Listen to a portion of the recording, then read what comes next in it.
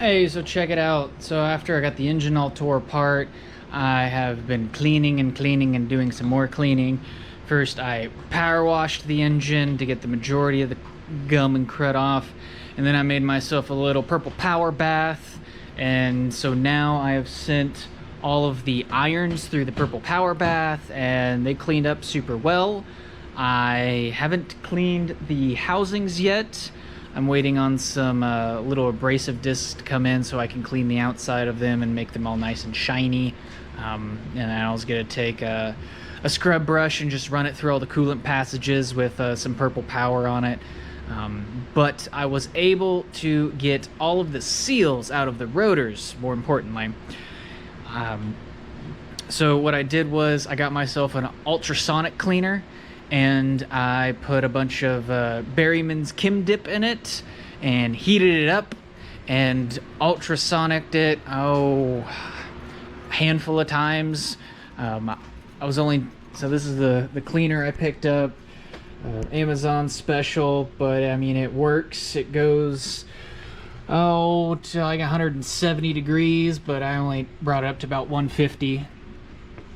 And ran the rotors through there a few different times, vibrating it, and then I was able to very gently chisel out the side seals with the broken side seal. I filed one edge of the side seal and took my little tink hammer and I worked on that for like 8 hours to get all the side seals out, and then I hot tanked the rotors again. And I think they turned out really nicely. So this is, there we go.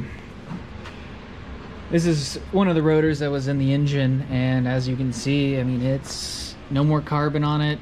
It's super clean. All the seals are out of it, scraped and scraped and scraped. The other rotor that you saw that had like fungus growing on it, it was not savable. It had a few rust pits and some crucial spots that it was no good. And so I had an extra spare, thank goodness. That was a matching letter. Let me see if I can, is this the, no, that's not it. That's another spare.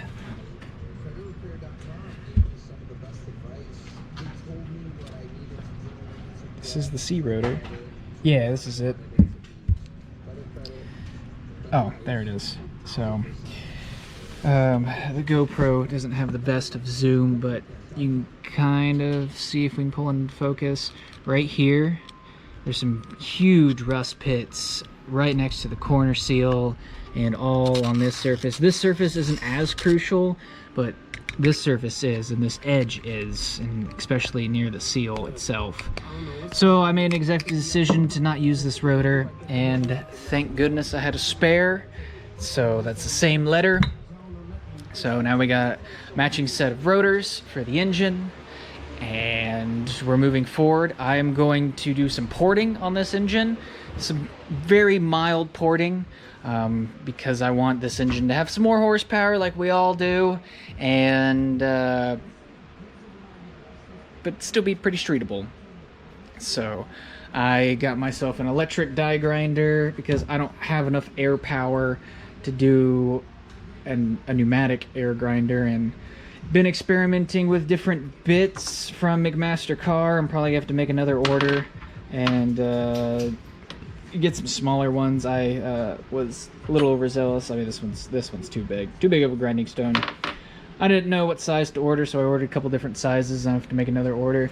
But I'm gonna do most of my porting on the intermediate housing, but today I was just playing with my bits, and I was just cleaning the inside of my 6 ports, just getting the casting slag out of it and making it smooth on the inside.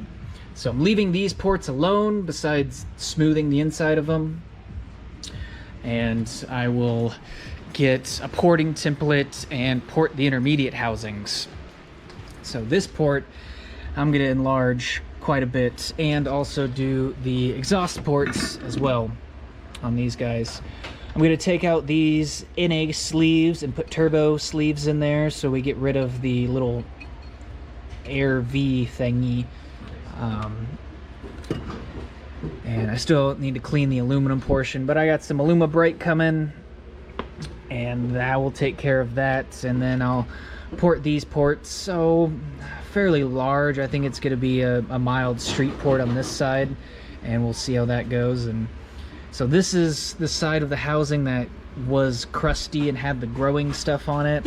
So what I'm going to do is take this one and its mate, which is actually over there on the porting table, and I'm going to use some lapping compound and ATF and put that on your surface and lap these housings together just a little bit to knock down the high spots and make sure that they're so they're happy together, and knock down some of the high rust pits spots. I mean, I can scratch out with my fingernail there, but they're still usable.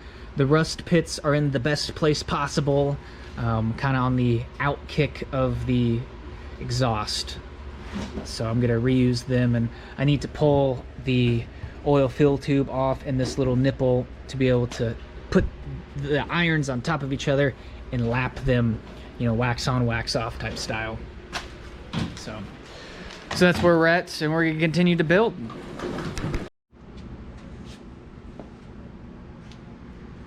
Ta-da! The camera lens is dirty. Oh, well, I just cleaned it. Is it better? Yes, it's better. Okay. A little bit of an update here. I have cleaned all of the irons, and I ported them and polished them. So, and then I lapped them. So I got some fine grit lapping compound from McMaster Car, and I mixed it with a little bit of ATF, and then I smeared it on the surface, and then I took the corresponding surface and put them together and went around and around and around and around and around and around for a little bit to knock all the high spots off. And so now I need to go clean off the lapping compound. But this is the intermediate housing. Now, as you can tell, the ports are much larger and polished. And that's just lapping compound left over. And they're nice and shiny. Both sides are matching. And then I didn't open the 6 ports at all. I just polished the inside of them to let them flow a little bit better, and kind of knocked off the shelf from the original manufacturing process up here. So those are good to go. Now I just need to clean them, and then I'm going to paint them with some gun coat, and they'll be nice and pretty. We're gonna go with like a satin gray, I think is the color I got for them, and then we will clean up the housings and polish that aluminum a little bit, and they'd be beautiful. I got some more parts on the way, so till then, catch up.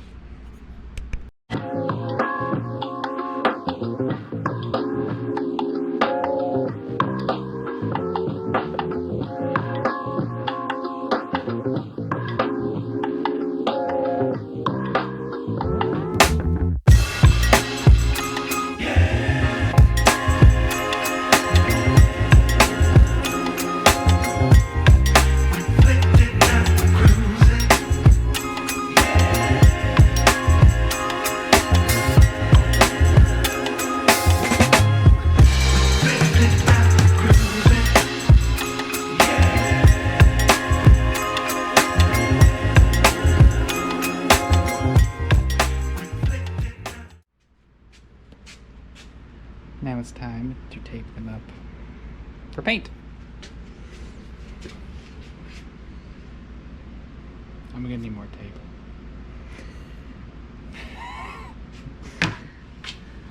I'll get some more tomorrow.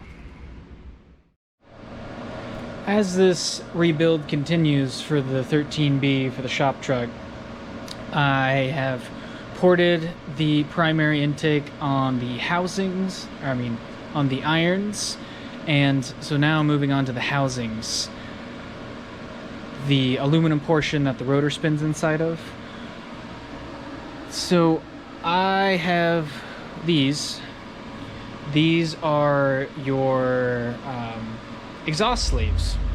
They go right here. So this is where the exhaust comes out, and these are non-turbo sleeves.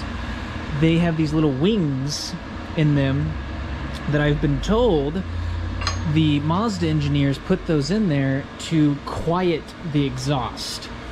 It also restricted a little bit of exhaust airflow. So we're, with the shop truck, don't really care about noise. I do want some extra horsepower. So for fun, I bought some turbo exhaust sleeves. They don't have those little wings in them. And so I'm going to be putting them in here. These are held in by just little roll pins on either side of the housing.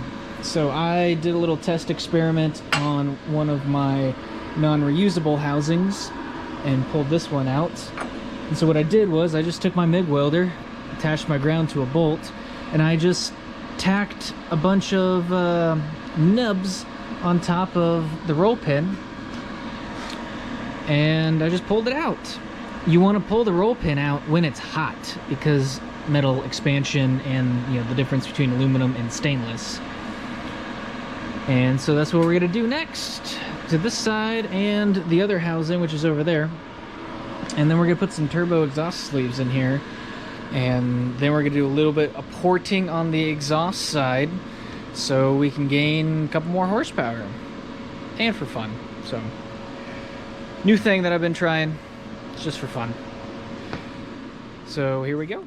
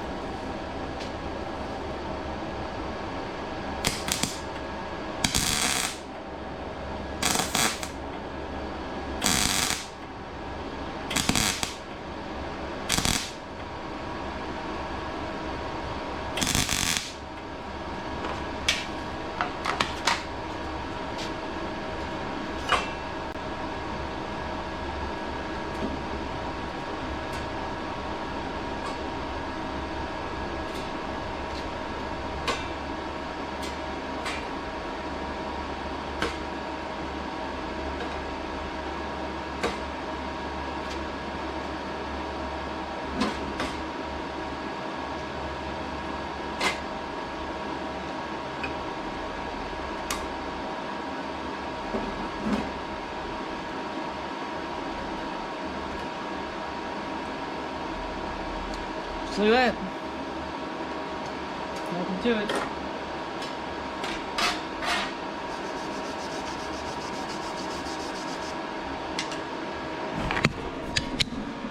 Now I can put the turbo ones in there. Nice. And then we're gonna clean the housing. I got some Lumabrite for it, and we're gonna make it super pretty. We can do a little porting, and that'll wrap up the improvements to the engine, and then we can go back together.